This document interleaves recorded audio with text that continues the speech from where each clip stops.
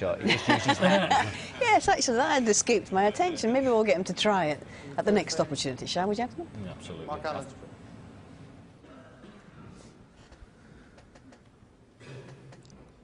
So it's Mark Allen to get frame 3 underway. We were saying when he missed the blue in the last frame that let Ricky Walden in for that wonderful break of 124, that he was looking a little bit subdued. Well, in a way, that can relax a player, because you see your opponent start to play well, you know that you've got to play well.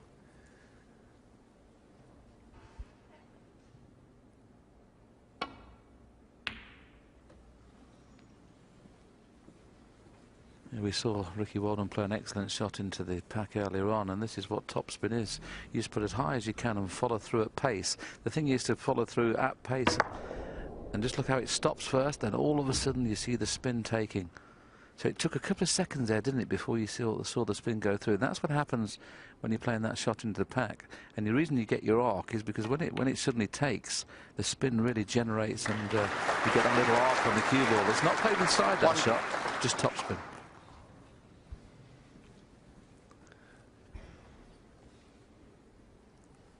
Well, he got the red, but he could have done with a nicer kiss than this. There we see it.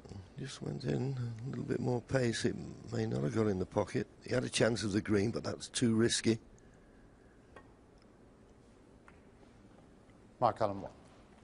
Yeah, it was nice the way Ken did it, didn't he? I mean, just pushed the ball through with his hand. I wish we could have done that when we were playing. Yeah, it'd been a lot easier, wouldn't it? Well, I'd have been on everything.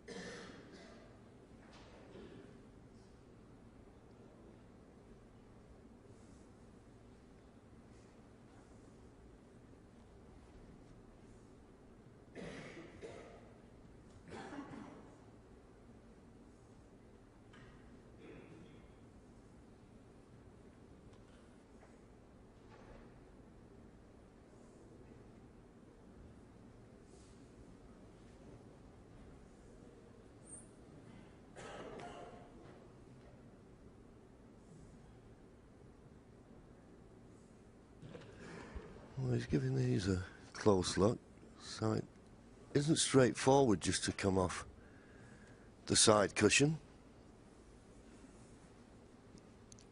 There's just one loose red so left of the pink. He's a little bit concerned about leaving. He doesn't want to run past it. Well, he judged that to perfection. Good shot.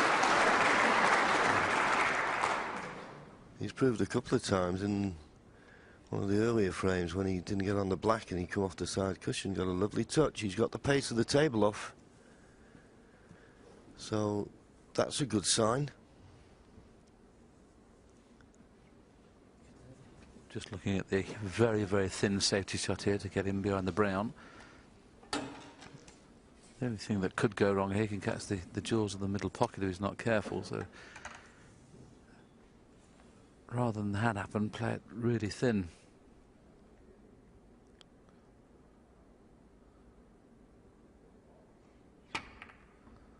Oh, that's a terrible shot. Goodness me, has it missed it that completely? Well, that's amazing, isn't it? As you say, he had to hit it so thin, and well, you were saying the only problem that could go wrong was the fact he could hit the bump in the middle pocket. He got nowhere near anything. And there's certainly, I'm sure, a red that will go to this right corner at this end of the table.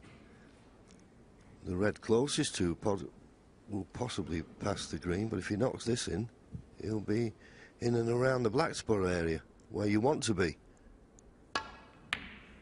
And he's played it beautifully. And that was a gift of a chance, it has to be said.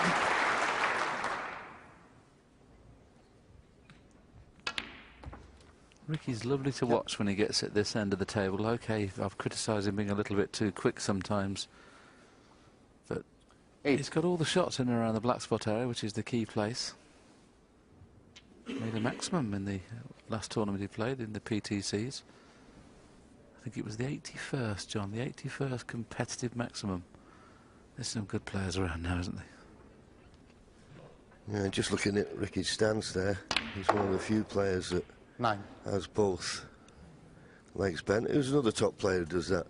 Mark King? Correct.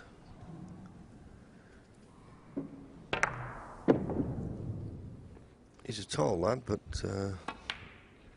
as I say, it's just the sort of what you fall into when you first start playing, isn't it? You know, and that's why you enjoy watching Ricky, because he is a natural.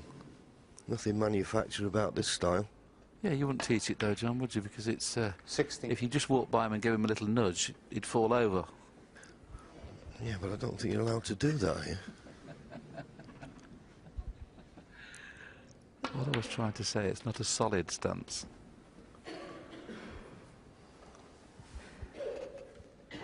Now, as he's got an angle on this red, he can bring another couple of reds into play. It's one of those where if you play the force-in run-through, you've got to really generate a lot of topspin again to force through the pack. Well, he just played the thin flick. 24. And that's the problem when you play that. If you put them in the wrong side of the pocket, you get them too thick. Yes, and he was expecting, as you say, the thin contact, and he just caught the one, as you say, wrong side of the pocket, caught the other red too thick. If he'd have thought that was going to happen, obviously he'd have put a little bit more pace in the shot. Careless. I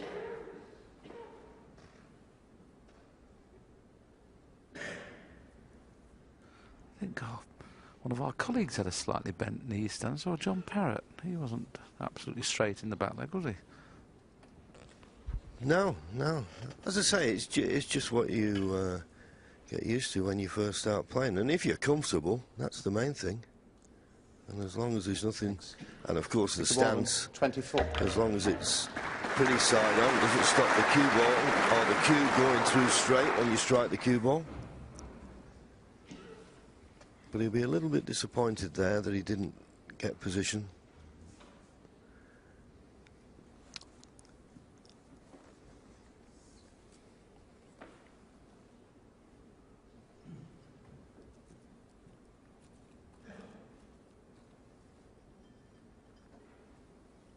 Or is he going to play the more attacking safety here?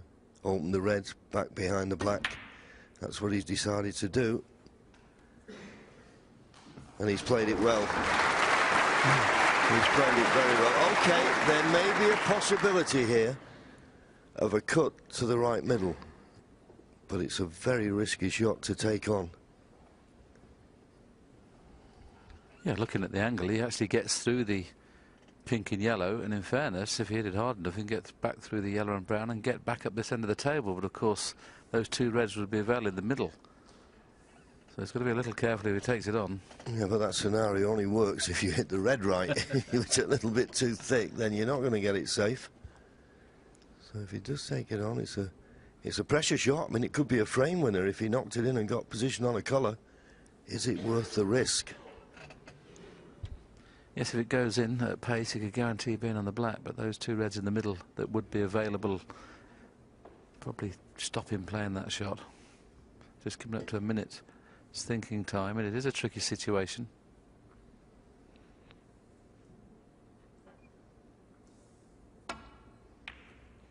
There's the path of the cue ball, but you see these two reds are going to be available in the middle. So he probably thought it was worth the risk. Could cost him the frame. Yes, it was decision time.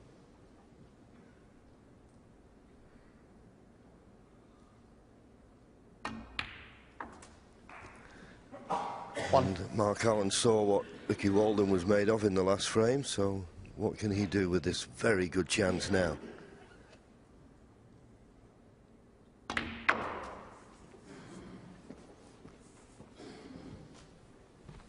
Yes, it'd be quite amazing if Mark Allen went 2-1 in front here, because he's done precious little in this match so far. Ricky Walden made 44 in the first, 1-2-4 in the second, has had the first chance there. So he'd be sitting down thinking he could be 3-0 in front, the chances he's had. He could be going 2-1 behind.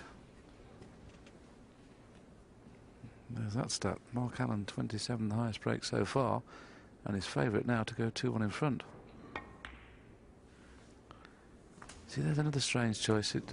OK, he's on this red and it's fine, but if he'd finished low on the red, it would have been a tough shot to get onto a colour. It was so easy just to go into the middle red of that cluster of 3 at the front. OK, it's finished absolutely perfect, so no problem. 13. But that could have gone wrong. Yeah, the only thing I would say in his defence that these reds are available. Every time you pot one, you make another one available. Anyway, it's all about potting the reds. 20. And if he pots these reds with colours that are on the table and none of them are near a cushion, 21. then that will be more than enough to take this third frame. But he's got to do it.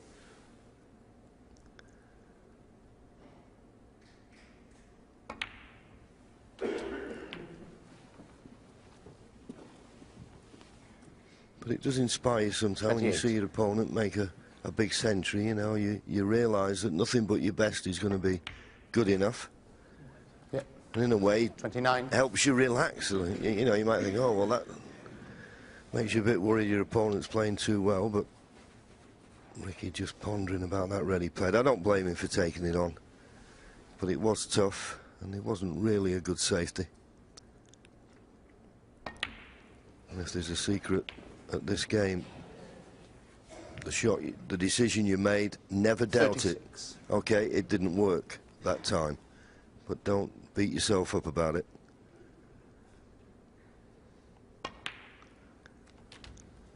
$37. Just have a look at this miss again, and as you say, it wasn't really a good safety. It was a thin one, and sometimes you get down and think, well, if I hit it thin, it must go in, but overcut it remarkably. Now, if you can get on this red nicely, I mean, if he 42. could, he'd like to get up for the blue here. It'd just make it that much easier to get on the 3 remaining reds, which are in the other half of the table. 43. Just got the angle he needed.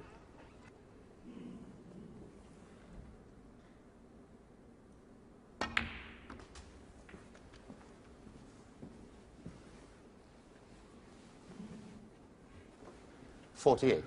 25 points to lead, 51 remaining at the moment. But these 3 reds, which are all in nice potable positions, would be more than enough to win the frame.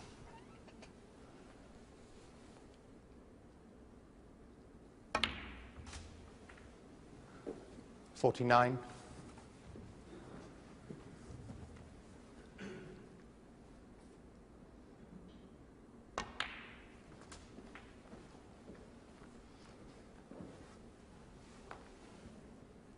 $54.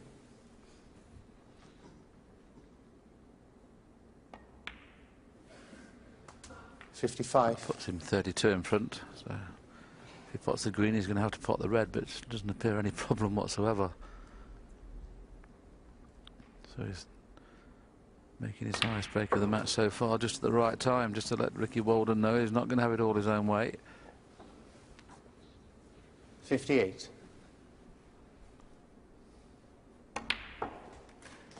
59. On the chances, Ricky Walden should be leading, but the scoreboard will tell us now that Mark Allen is going to lead.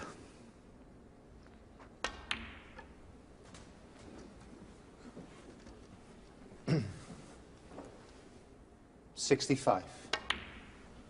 67.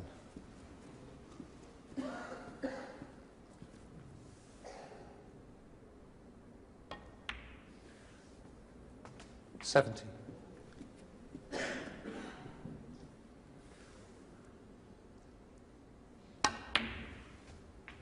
74.